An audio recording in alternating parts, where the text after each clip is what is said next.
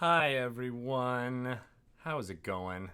It's good to see ya. Welcome to D&D News. I am Greg Tito, and I'm coming at you with a really cool hat on. Right? Isn't it really cool? I. Hi, everybody. Oh my gosh, there's so many people in there I know and love. It's fun times for everyone.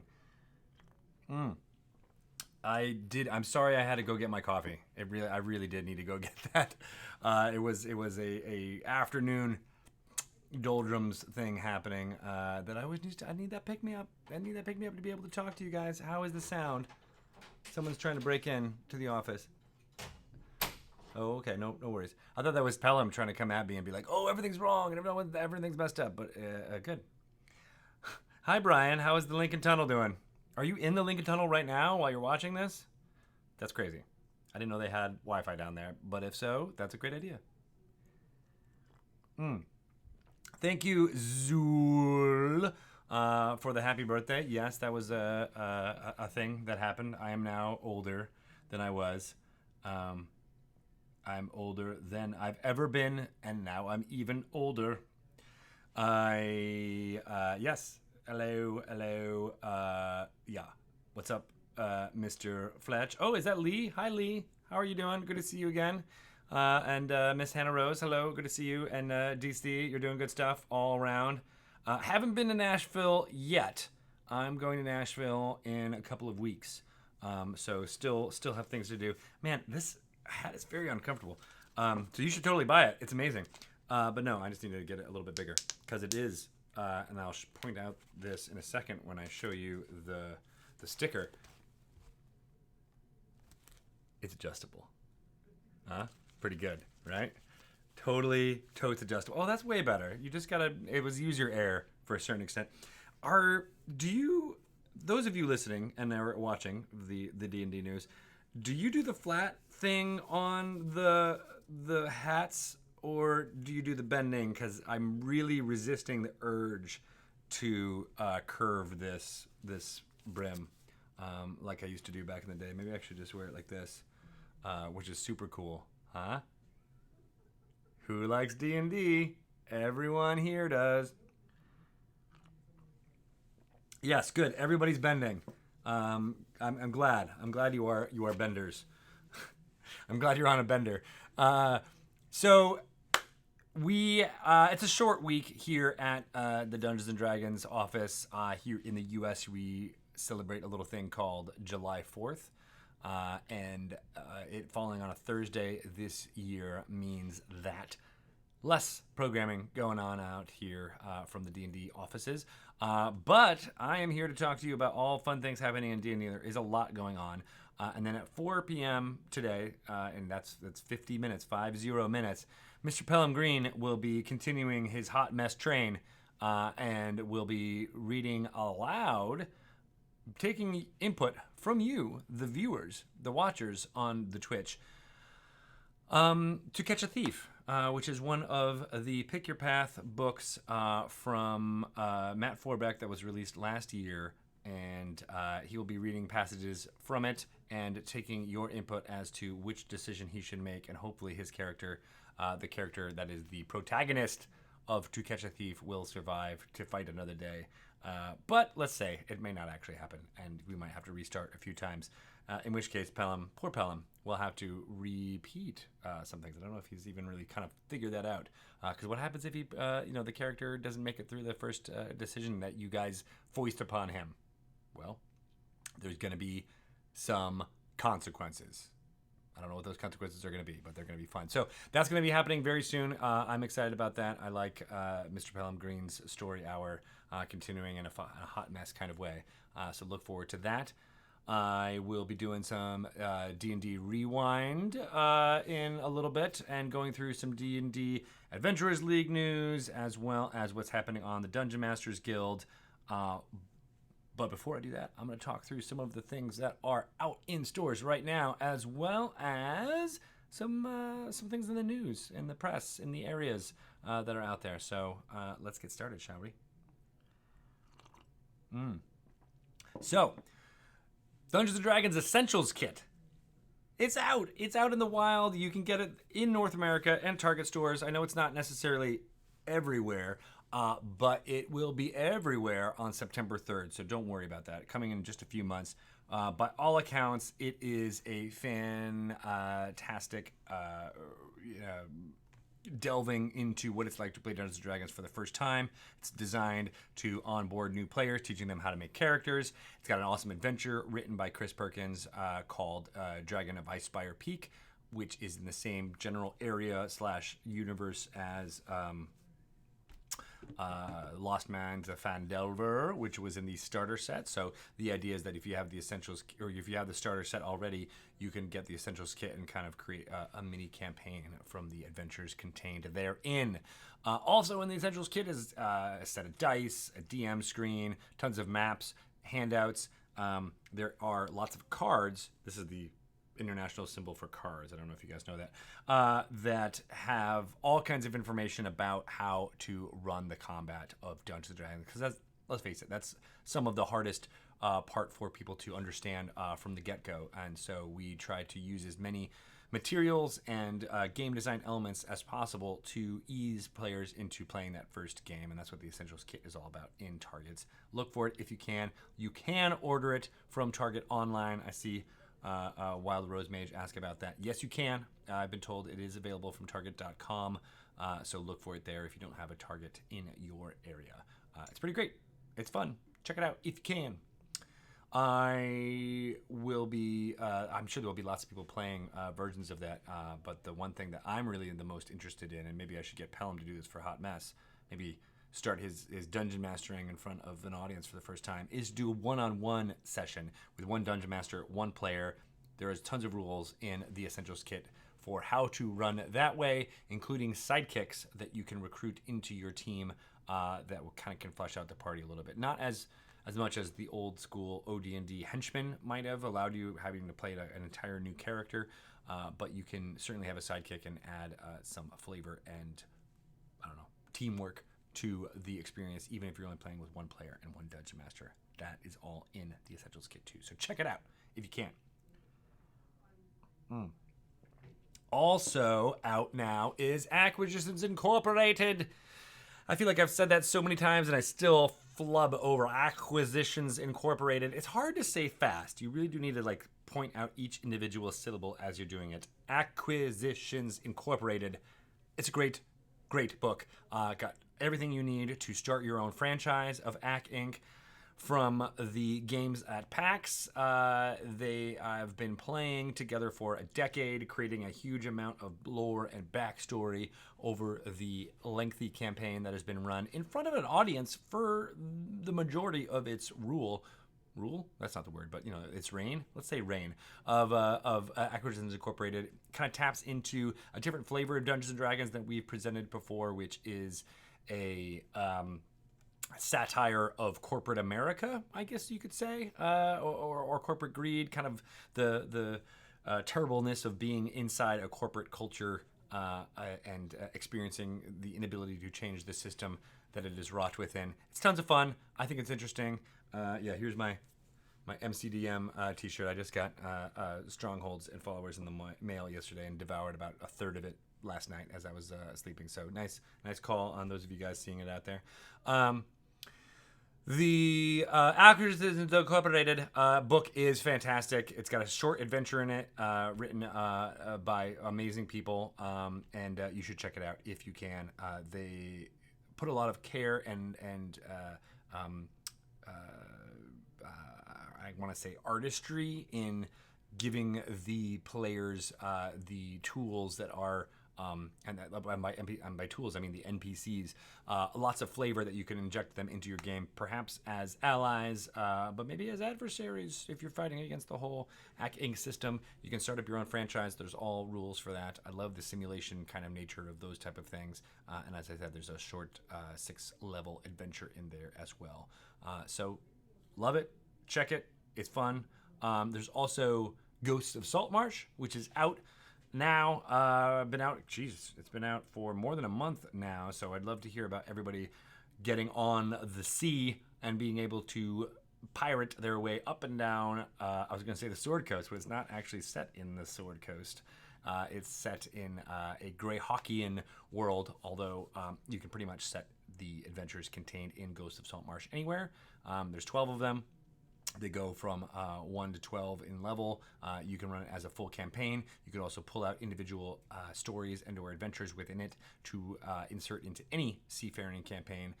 There's also a bunch of material on the town of Saltmarsh itself.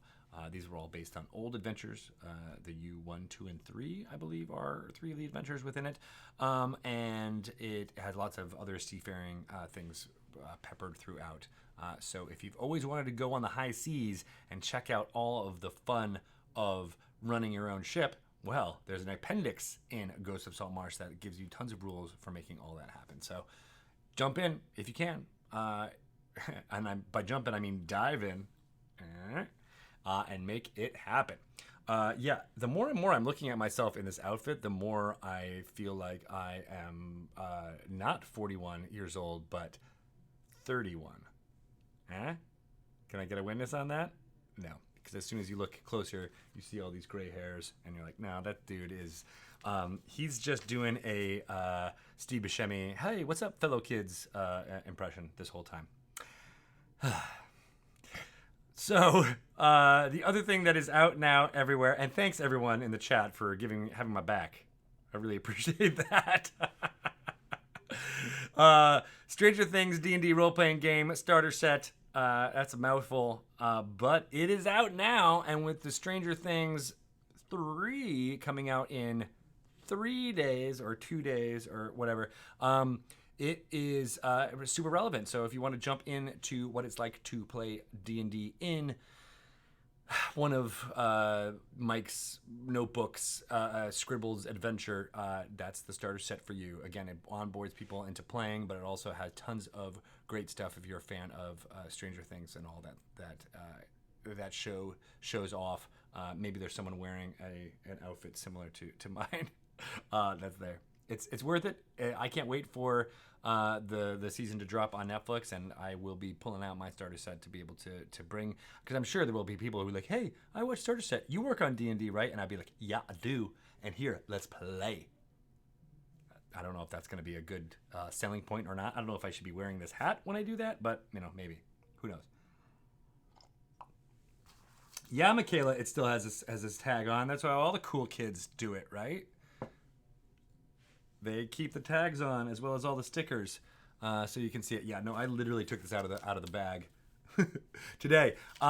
So while I'm talking about this, I might as well let everyone know you can purchase this hat. Let me get to the data about it. You can purchase this hat. It is called the D&D Vintage Trucker Snapback Hat. It is a one-size-all adjustable hat, and you can get it on the Amazons right now. There is even a link that we can give you to purchase it if you so desire. I like the goldness there, but I do know that I'm also looking slightly ridiculous too. So making it happen all year. See, that's how I would wear it. No, this is not how I would wear the hat. Why is it going up so high? You fellow teens will be the death of me. So check it. It is available, and it is slightly uncomfortable. But that's only because I can't seem to get the sizing right. All right, there we go. Much better. Now it only looks slightly ridiculous. All right. Going back up, let's talk about what some things are happening in the D&D news era. And by era, I mean... that IO9 wrote up this awesome thing. Let me show it to you folks. Here we go. Ba-ba-bam. Yes, look at this. Enter the Stargate and take out the Astro Trash. And the latest Tabletop Gaming new. I don't know what that means. If that's news, but then the S got taken off. That's what that means. So they talk about the D&D Essentials kit here. It's designed to bring complete newbies into the role-playing game. The kit includes everything you need to run a D&D game. Yeah, that's pretty much, boilerplate there stuff. But I also really just like how they highlight all of the components within. You can also check out how Baldur's Gate 3 and Bloodlines 2 are rewriting the rules of the tabletop games they're adapting. This is from, I think that's from my friend at PC Gamer, Fraser Brown. Let's see, shall we? I shall open this link and determine whether my suspicion is correct. No, it's from Hayden. My bad. He's writing for PC Gamer now? I thought he was at PC World. Well, everything's changing. But anyway, the pullout quote here I think is pretty interesting. Do the rules matter? Of course. But the joy of tabletop is near boundless freedom, the improvisational approach to collaborative storytelling, which is doing a good point of pointing out what makes tabletop games more exciting and compelling for than the PC games or any kinds of video games really. But it is interesting for and I saw this a lot when Sven Vinke from Larian was talking at E3 with a lot of people, how it's not necessarily that a video game like Baldur's Gate 3 will give you all of the options that you have in a tabletop game where you're only really bounded by your imagination. But you can give the illusion of such a thing happening in a Baldur's 3 game. So, you can give, say, 60% of the options that a PC might make in a given situation.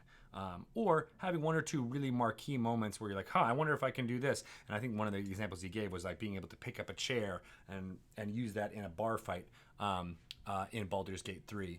And I think that's really cool, and I hope that things like that get added more. So, you're never going to be able to satisfy the craziest, most wildest imaginative things that you can come up with, like you can do in most D&D sessions. But Baldur's Gate 3 is going to try and make a lot of those as possible within a video game framework, which I think is pretty cool. But that's what this article is all about, is like how going back and forth between the rules is, you can't always do it in a tabletop version. You have to adapt, as one of the press say.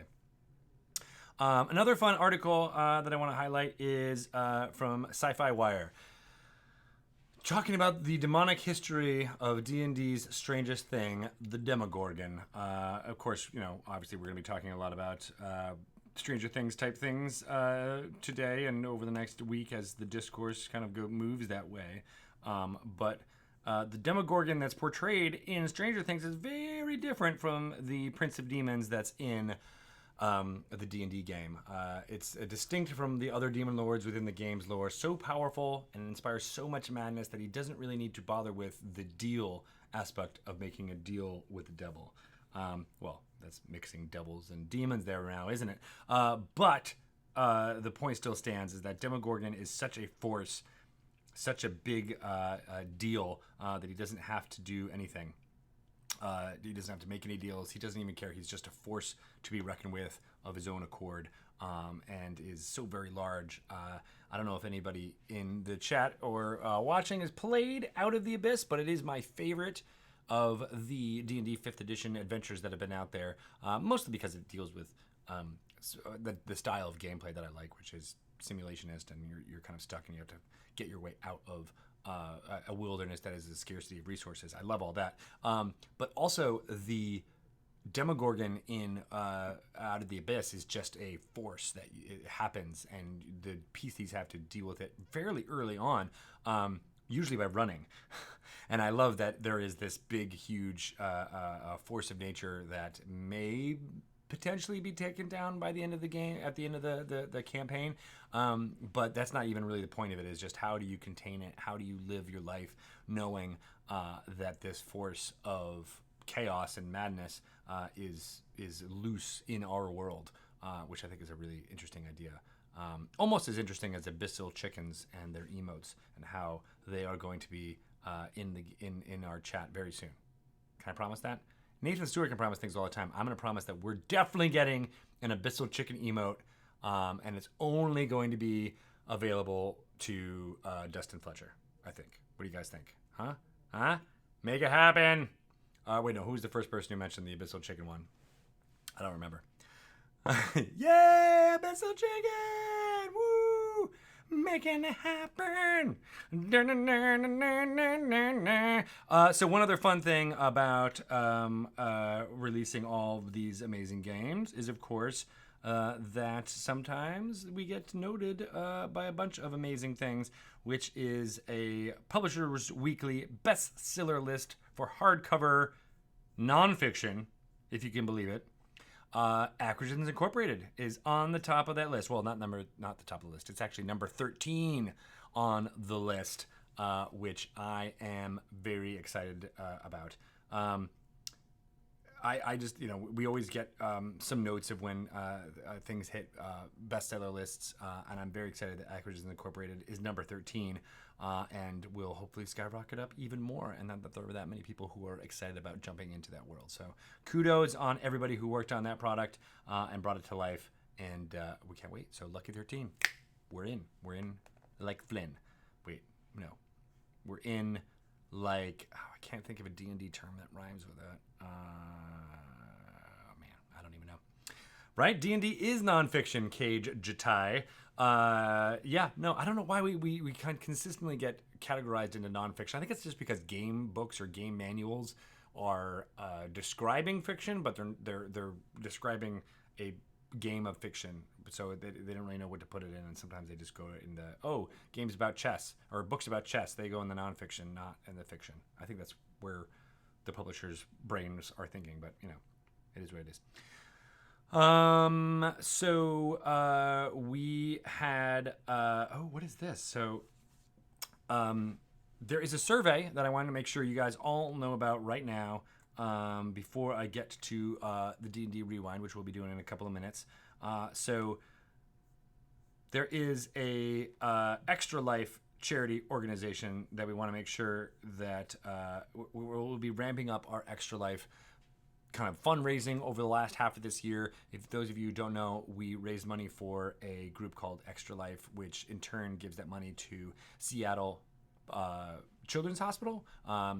It is Extra Life is an organization that's been around for many years, where people play video games and raise money from their communities to donate to the cause of supporting children's hospitals around the country and the world. So we've been doing it for, I think, 6 years. This is going to be our 7th year of participation in Extra Life, and we've raised more than $500,000 over the course of that whole thing. And by we, I mean Wizards, in addition to Dungeons & Dragons and Magic. And we're going to be doing that again this year. And there is a survey that's up right now that will give some strange properties of artifacts. And we're looking for an adventure, and this is going to basically feed into some of our D&D efforts for Extra Life. So take a look, and we're putting the there it is right there. The link is there in the chat for you to interact with. Do it up. We're looking for creativity. We're looking for things that'll be fun. Check it out if you can. All right. Let's talk about something called D&D Rewind. I think it is time. So this is where we have a video that recaps some of the most amazing clips of role-playing over the last week here on the D&D Twitch channel. It is super fun, and I like watching all these things happen. So I'll talk about how you can perhaps get your next clip on here after we watch this one right about now.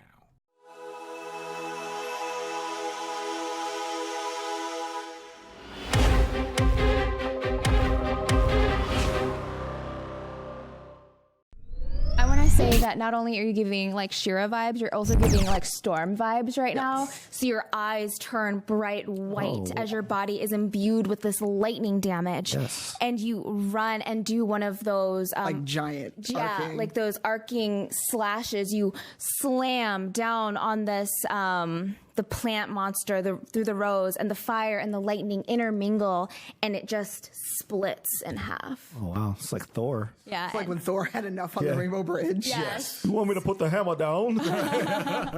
If you have any expectation of surviving in Skullport, you're going to need allies. The help I can give you is more valuable than any gold. Inside check. I like how you say that from around the corner. Like, She'll just like peers around. Before we sleep, I just kind of whisper to Akira.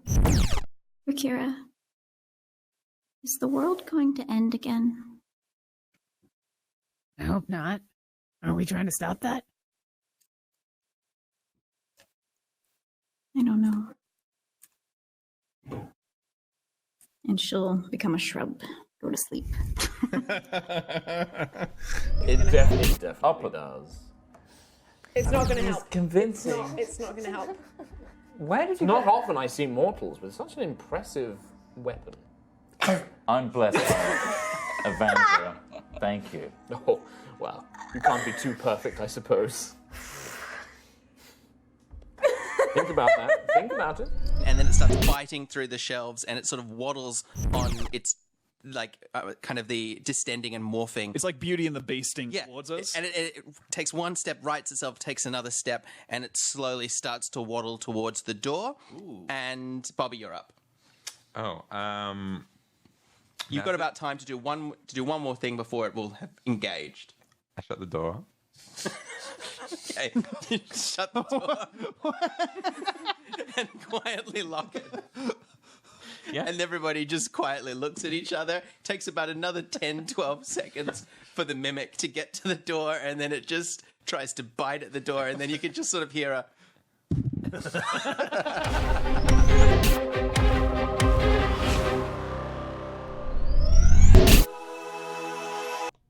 Bum, ba-da-bum. That is, is everything all right with the video over there? I hope so. It's so great to see all of the amazing folks that have been gracing the presence of D&D Rewind, the return of High Rollers, of course, and Dragon Friends playing through the Stranger Things starter set, so you should be watching all that if you're interested in all the fun Stranger Things going on within that box set. Oh man, my hair is just looking worse and worse the longer I wear this thing. But I've committed to it. I've learned something from Jim Zub where you commit to the bit. I must wear it for all eternity. Ta-da! If you want to get involved in or nominate D&D Rewind clips, the best way to do that is to use the Twitch interface, select out a clip of where you think there was some really good role playing, a really funny moment, something really dramatic, or a most awesome, acrobatic type deal. Make a clip of it. I would suggest probably tweeting it out to some of the creators or the people that were involved in that clip to get more views on it. And then the ones that get the most amount of attention will kind of rise to the top and allow our amazing editor, Steve Sprinkles, to put that into the Rewind situation. So I'm looking forward to more and more and more on that. And then on next week, hopefully some of the clips that you nominate will get onto the top there. So I think it'd be happening. Ether Dark 1, I am not going to shave my head unless I'm playing a character in which I need to shake my head. So,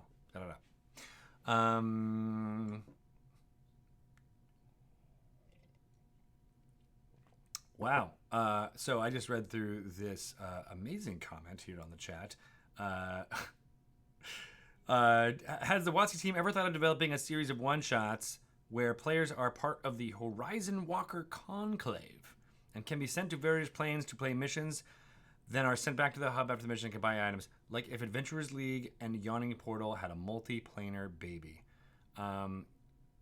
Murky H2O, that is a pretty cool idea, mostly because I don't see a lot of people playing Horizon Walkers ever. I think they're one of the coolest subclasses of the Ranger class, and I would love that. I would totally do it. Yeah, I don't know. We've never thought of it, mostly because we didn't think of it. But that's a great idea. I would love for someone to jump in and get it happening. I don't even know exactly. I do like the idea of going back into different older adventures and kind of converting them on the fly.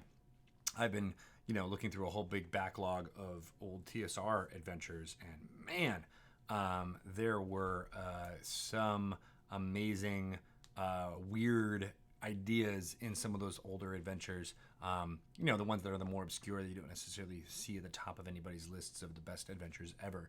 But there's a lot of great stuff in there, and I like the idea of it being kind of this weird hub going back and forth between things.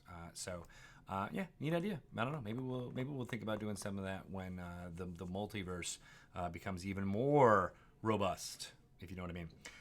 So we usually talk about something I like to refer to as Adventurers League, which is something you were already mentioning, Murky H2O. But let's get in and talk about what's happening in the Adventurers League world as I'm scrolling through all the funness. Uh-oh, my document screwed up. Oh, okay, so Adventurers League, for those of you who don't know, is the D&D official play campaign. Means you can create a character, take it to any other Adventurers League event, and fit in to what is being done. You can have a persistent character that adds magic items and resources along the way. You can play it at conventions, at your local game store, charity events, on the top of the Chrysler building, underneath the London Underground. I don't know. You can play it anywhere. There have been lots of fun stuff going on, so let me clue you in here. Those of you who attended conventions or special game days events that Adventurers League admins attend might be familiar with something that we refer to as author-only adventures, or AO adventures. There are special adventures written by admins that only they can run, and they can shift and adjust each time they run. They have almost like a home game quality to them, like they're the adventures that Adventurers League admins run for folks who are in their campaign. When they refer to an AO adventure, they have the option of writing it up and publishing up on the guild and then making it available to all. So one of the coolest ones, or coolest AO adventures that have been out there, is Travis Woodall's The Embers of Hate. And it's tied to the Elemental Evil storyline that was dramatized in Princes of the Apocalypse that came out in 2015. And here's like the little synopsis of what happens. Hatred burns with a fire unlikely any other. And the hotter the flame, the more difficult it is to stamp it out. Beneath the rubble of Molemaster, a group of angry men and women seek to stoke smoldering embers of hate anew into a raging conflagration. Can you stop them before it is too late? Or will evil rise once more from the ashes, free to burn all it touches? You can check out this adventure if that sounds like it's anything up your alley. I mean, there's a lot of burning, a lot of burnination happening there. I'm getting a sense that this might be from the plane of fire. Maybe, I don't know, maybe it's water. Maybe it's the whole thing is about the plane of water, and this is a big misdirect that Travis is putting in here. I don't know. But you can find his AO adventure on the Dungeon Masters Guild at the link that's in there right now. Travis is one of the Adventurers League content managers, so he is in the pipeline of making all kinds of Adventurers League content come to life. So he knows it inside and out, is basically what I'm trying to say. So there's also some fun stuff that happens in the image department. So we have been showing off all kinds of fun photos from people playing Adventurers League things from around the world. This one is from Adelaide in South Australia. Adelaide.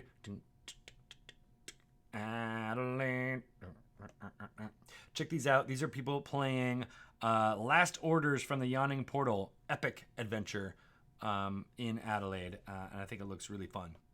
Ooh, that's a lot of yellow dice. Dun, dun, dun.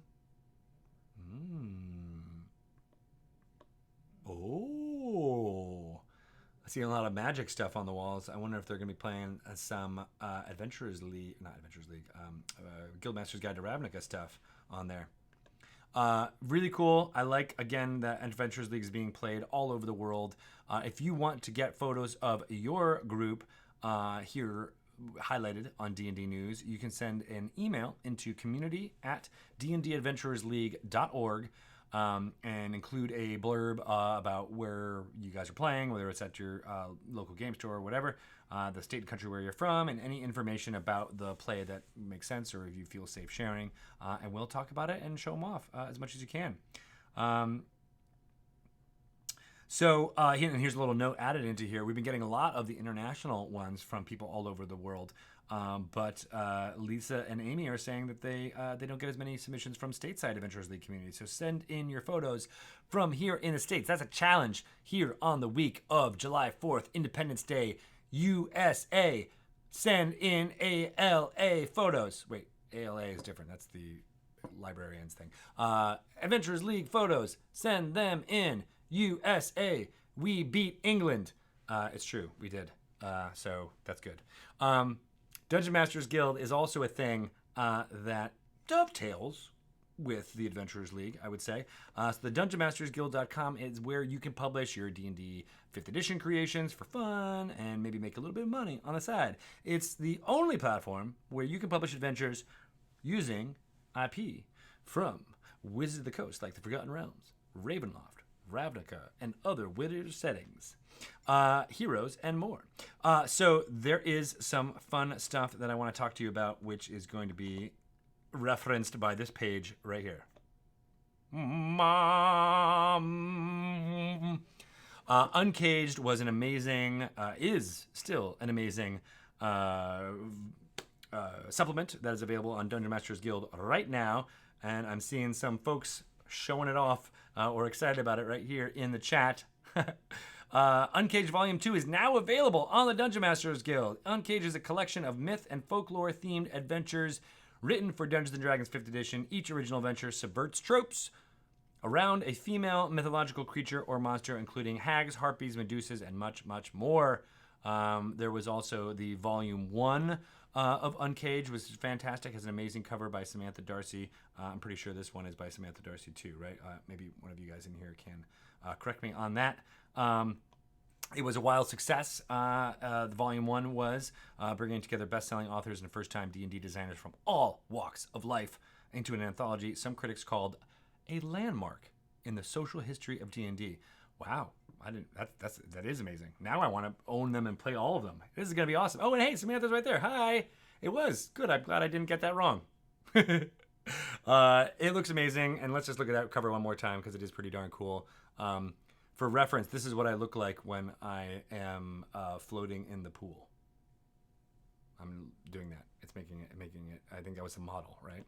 I don't think I was the model because otherwise they would have this hat on, which is a Medusa wearing this hat. I don't think makes any sense.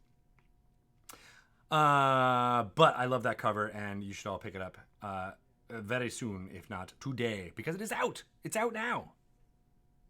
What are you waiting for? Speaking of out now. Dragon Plus is out now. You can download that for your phone or your iOS device if you have an iPad or anything like that, or an Android. You can also check out all of the content that comes out every 2 months for Dragon Plus on dragonmag.com. Bart Carroll puts together Dragon Plus. He brings a lot of stuff together. I actually wrote the foreword or the editor's note for this issue all about D&D Live. Kind of a tap into what it was like in a specific place and moment for me. So you don't get to see too much writing from me that's very personal. So that's one where you can check it out, is in this issue of Dragon Plus. There's lots of highlights from D&D Live 2019, The Descent in there. So worthwhile for you to do it. There's an interview with Jennifer Kretschmer and TJ Storm all about how they put together Monsters and Fables. We talked to Jim Zub for the Young Adventurers Guides, which are coming out very soon.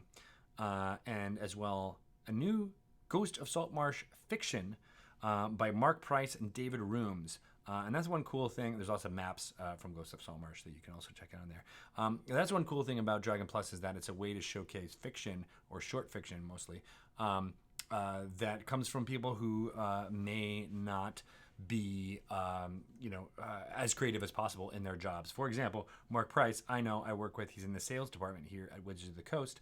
He's a creative dude, loves Dungeons and Dragons, plays all the time, and so he was able to write this piece of fiction, which I think is pretty cool. I'm assuming that's the same Mark Price. Now that I'm saying that out loud, I'm not sure that it is, but I think that's neat. So check it out. And if you want to submit some pitches for things for Dragon Plus, well, you should go on Bart Carroll's show, Dragon Plus, 1 p.m. on Wednesdays, and talk to him about it. Widsith Atopos I agree. It is almost. I mean, it was kind of imagined as the, the follow-up to the old Dragon magazines and Dungeon magazines. I wouldn't say a reimagining or anything like that, but there is a lot of great content on there. It's free. You can download it. It's every 2 months, and it gets you up to speed when you don't have the time to watch D&D news. That's where you can get it. Is on Dragon Plus. Is what I'm trying to tell you. So I feel like I glossed over a whole bunch of other things that are currently coming out there. Baldur's Gate 3, we announced it at E3. It's going to be fantastic. Don't know much other than that, other than Larian Studios is working on it, and they did amazing work with Divinity Original Sin, and we've been working with them on the story for Baldur's Gate 3 for a long time, and it's going to be awesome. Dovetails into Baldur's Gate Descent into Avernus, which is coming out September 17th. It is a adventure that takes you from level 1 to level 13, starts in the city and area around Baldur's Gate. There's a chapter, a gazetteer, about what's happening within the city. Through the course of things that occur in the adventure, you may get pulled into the first layer of hell, called Avernus, and have to contend with the forces there. There's another chapter that is kind of like a gazetteer of what is happening in Avernus, including some of the warlords, the independent warlords that are not working for the devils and the demons as they fight their endless blood war on that plane, on that layer of hell on Avernus. There's some independent warlords that are all after the soul coins. I don't have a soul coin with me, but pretend this coffee stirrer is a soul coin. And if I just put it in my mouth, no, I'm not going to gag. There is lots of interesting things that are going on in Avernus, including, the imprisonment of a 5-headed dragon named Tiamat, or whatever it's called in Kryn. What's it? Takesis. Yeah, that might be happening in Avernus. I don't know. There might be a dragonborn that you know and love called Archon, right? Exactly. There's just a chapter just for the tower. The Archon has its own chapter, and the tower has its own chapter. There's also lots of other fun things that I'm not going to give away, but there are really great tidbits within there. So check it out. That's going to be out September 17th. We'll be talking about it a lot more. There's 2 covers, one by Tyler Jacobson, who is a fantastic artist and has done wonderful covers for D&D so far, as well as Hydro 74's alternate edition that you can only get in game stores. I don't want to go much farther before I tell you about one thing. Let me make sure I get it out here so I don't forget. I'm gonna do something a little bit different that I haven't done in a while. I'm gonna show you a video that's on a different computer, so I hope this works. But Pelham Green assumed me that it was, and he's only 10 minutes away practicing how he's going to be performing for Pelham's Hot Mess and reading through To Catch a Thief, the Endless Quest book by Matt Forbeck in the next hour. So you should be looking forward for that. But here is a amazing video that talks all about what is coming from Beamdog and Skybound Games with D&D collector's packs for Baldur's Gate, Neverwinter Nights, Icewind Dale, Planescape Torment, Baldur's Gate 2, I believe also. So here I am going to switch this and play this, and let's hope this works. This is a pretty long video. It's about 5 minutes long, from some people you may recognize, talking about what makes these collector's packs really cool. And I want to make sure you guys know about all of these. Here we go.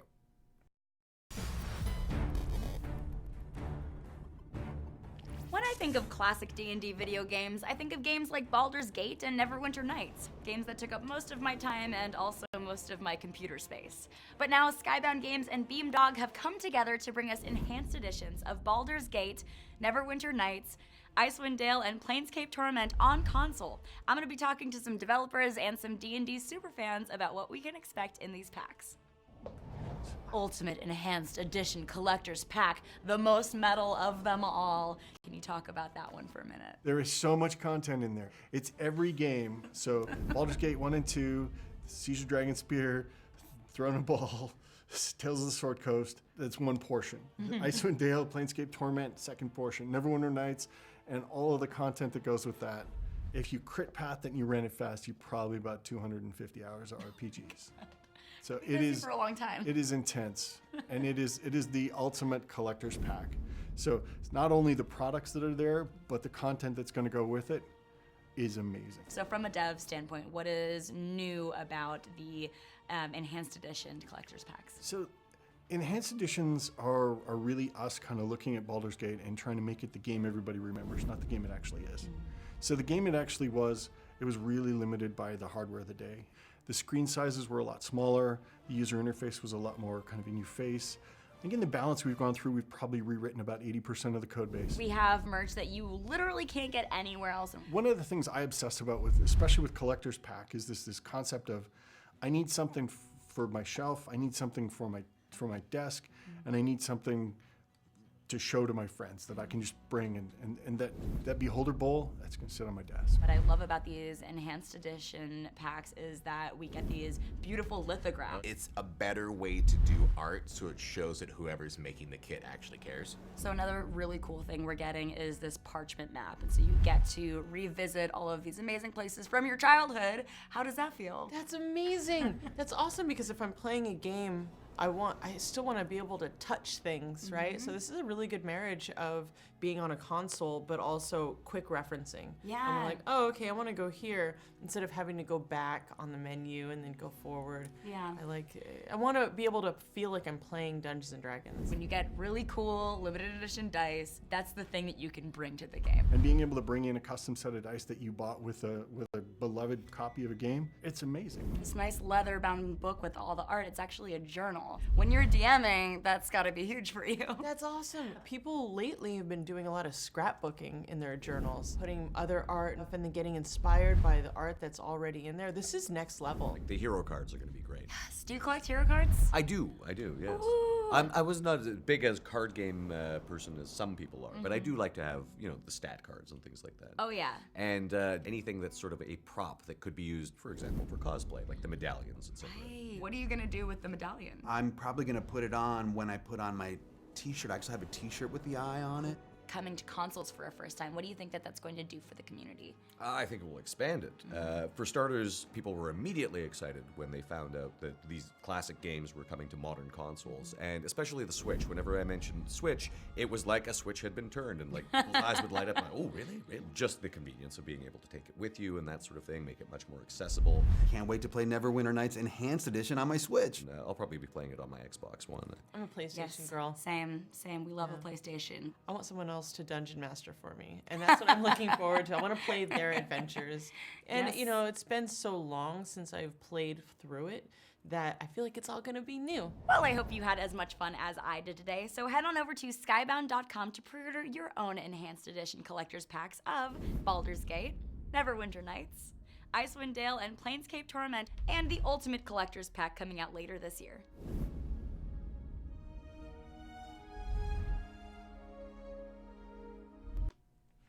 Cool looking stuff, right, guys? So all of these, I guess I probably could have kept that going, but basically all of these are available now. You can pre-order them. They all look pretty darn cool in my book. I love the idea of combining, the digital with the physical, and some great people on that video. I do love the Mark Meir. I saw the love for him in the chat there. He is one of the nicest folks around, so that's pretty exciting. And thank you, DC, for putting the link in there. I think it's a link to the video as well, but there's a lot more available, and those games are just awesome. And with Baldur's Gate 3 now in the announcement mode, what better time to play through some of the older video games and get your appetite for destruction? No, appetite for computer role-playing games to a fever pitch as we get ready for it. I will watch out for that link. I don't know why that link has the time equals 31 seconds in there. So it goes to 31 seconds into the video. So check it out. You might want to remove those things into the link there. Samantha, I don't know. Maybe it's just because I'm a GNR fan and I've got this cool shirt and this cool hat, and I feel like I should be listening to Axl right now. But maybe it's also just because you love Guns N' Roses and you remember those references. I don't know. Any of the above. But what I can tell you is that Mr. Pelham Green is getting ready right now to read through the Endless Quest book and take cues from you, the audience, you in the chat, on what he should do or what the character that is the protagonist in To Catch a Thief will do. It takes place in Waterdeep. It is a amazing pick your path adventure story, kind of aimed at young readers. It's a fantastic introduction to some of the fun things around Dungeons & Dragons in a storytelling narrative way. It is a kind of a product that I think falls in the same area as the Young Adventurer's guides, but the guides themselves are a little bit more, here's are the concepts, whereas the Endless Quest books are the straight narrative. So check it out for that. He's going to be reading through them. You're going to be voting on what to do next. And then we will be back next week. We've got a whole bunch of fun stuff from Pelham's Hot Mess, D&D News, and all of the above. Trying to think if there's anything lastly I want to let you guys know about before I move on. There is a lot of things off due to the holiday, so make sure you check the schedule for twitch.tv/DND. Most of the folks that we do internally are now done as of today, so there's no new Dragon Plus, although we will have a vodcast of Dungeons and Doodles from last week there. We will also be having, I believe, Roll20 Presents Jace Belaren's Die is tomorrow, as well as... no, I'm not going to say it, Ashley. I believe there's also a C-Team on Thursday at 4 p.m. Pacific Time with a special guest. I don't know if I might be able to say that now, but there is going to be a special guest, so you should tune in for that. Of course, on Thursday at 2 a.m., the Dragon Friends Adventure into the Upside Down. I don't believe they're taking that off, and if they did, I'd be disappointed. So you should check it out. No Welch's Game Juiced, no Critical Role that we know of, no Dragon Talk this week, but there will be, to our best knowledge, Binwin Plays Idle Champions on Friday. Geek Stable will be playing Call of the Kraken on Saturday at 12:30. Tracy Albus will be hosting at 4 p.m. I think they had it off last week. Rivals in Waterdeep is on. High Rollers, Lightfall's Descent is on Sunday. Check it out. Rem Smith Whiz Kids with Jason Azevedo doing some painting of minis will be there. And then we'll be back with D4 on Sunday at 4 p.m. Pacific Time. It's going to be a hootenanny all week long. I'm excited. Thank you, everyone. I will see you all next week for D&D News. I hope you have a great time adventuring and listening to Pelham Green get into some hot mess of troubles very soon. All right. Thanks, everybody. Buy this hat so I don't have to wear it again. I forgot to press the button and now I can't do it. All right, there we go. And now.